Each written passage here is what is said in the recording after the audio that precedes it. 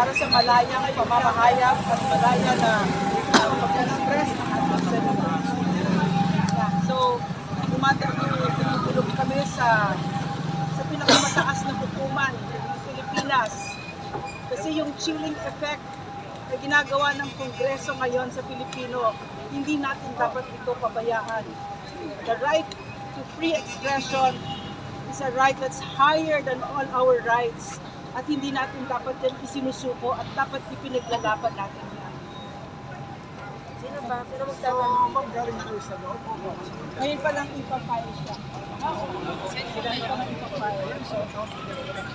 Doktor rin na. Nalagyan si Kami sa palagay niyo po, sino po siya nasa loob na Marami pa naman yung Ang nag-file niya sila Attorney Trixie,